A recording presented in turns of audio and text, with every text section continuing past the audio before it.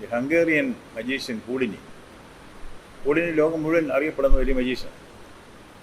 അതൊരു എസ്കേപ്പോളജിസ്റ്റ് എന്ന് പറഞ്ഞാൽ അദ്ദേഹത്തെ ഒരു വലിയ പേടകത്തിനുള്ളിൽ അടച്ചു പൂട്ടി, താക്കോലും കൊണ്ട് ആരെങ്കിലും പോട്ടെ. അദ്ദേഹം സ്വയം മാറ്റിക്കൊണ്ട് പേടകം തുറന്ന് വെളിയിൽ വരും. ഒരിക്കലും അദ്ദേഹത്തിന് വെളിയിൽ വരാൻ കഴിയില്ല.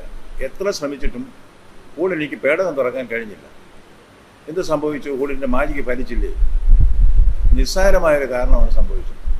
പേടകം പൂട്ടാൻ മറന്നുപോയി. ഇങ്ങനെ പലപ്പോഴും പലർക്കും സംഭവിച്ചു. ഇതുപോലെ ഒന്നാണ് ആകസ്മികമായി.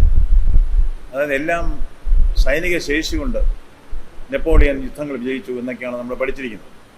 സൈനിക ശേഷി ഉണ്ടായിരുന്നു എന്നത് ശരി തന്നെ.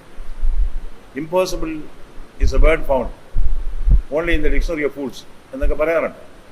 അതായത് അസാധ്യം എന്നത് വിഡ്ഢികളുടെ നിഘണ്ടുവിൽ മാത്രമാണ് എന്ന് നെപ്പോളിയൻ പറഞ്ഞതായിട്ടാണ് നമ്മൾ കേട്ടിരിക്കുന്നത്. യഥാർത്ഥത്തിൽ നെപ്പോളിയൻ അങ്ങനെ പറഞ്ഞിട്ടില്ല, പക്ഷേ ഇറ്റ് ഈസ് അട്രിബ്യൂട്ടഡ്. ഇനിയിപ്പോൾ നെപ്പോളിയൻ തന്നെ വന്ന് ഞാൻ അങ്ങനെ പറഞ്ഞിട്ടില്ല എന്ന് പറഞ്ഞാലും വിശ്വസിക്കാത്ത രീതിയിലേക്ക് കാര്യങ്ങൾ നീങ്ങിക്കഴിഞ്ഞു. അതവിടെ നിൽക്കട്ടെ. നെപ്പോളിയനെ ഡ്യൂക്ക് ഓഫ് വെല്ലിംഗ്ടൺ യുദ്ധത്തിൽ പരാജയപ്പെടുത്തി എന്നാണ് നാം വായിച്ചിരിക്കുന്നത്. എന്നാൽ സംഭവിച്ചത്, ഈ ഡ്യൂക്ക് ഓഫ് വെല്ലിംഗ്ടൻ്റെ സൈന്യം വരുന്നതിന് മുമ്പ് ഒരു ചെറിയ ചാറ്റൽ മഴ പെയ്തു. ഈ ചാറ്റൽ മഴ കാരണം മണ്ണ് കുഴഞ്ഞു പോയി. നെപ്പോളിയൻ്റെ പീരങ്കി ഉരുട്ടി കയറ്റാൻ പറ്റിയില്ല. അതുകൊണ്ടാണ് പരാജയം സംഭവിച്ചതെന്ന് ഇപ്പോൾ ചരിത്രകാരന്മാർ രേഖപ്പെടുന്നു. ആകസ്മികത എന്നത് ജീവിതത്തിൽ പലപ്പോഴും സംഭവിക്കുന്ന ഒരു കാര്യമാണ്. ലോകത്തിൽ പല അത്ഭുതങ്ങളും സംഭവിച്ചിരിക്കുന്നതും ആകസ്മികമായ സാഹചര്യങ്ങളിൽ ആണ് എന്നും മറക്കരുത്.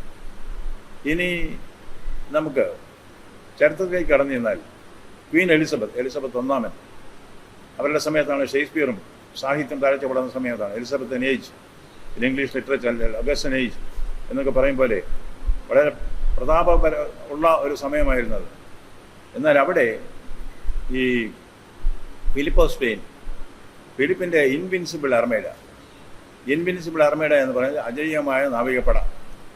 ഈ അജയ്യമായ നാവികപ്പട ഇംഗ്ലണ്ടിനെ തോൽപ്പിക്കാൻ ഉദിച്ചു. എലിസബത്തിൻ്റെ നാവികപ്പട ഇല്ല, പക്ഷെ എലിസബത്തിന് യാതൊരു പകർച്ചയുമില്ല.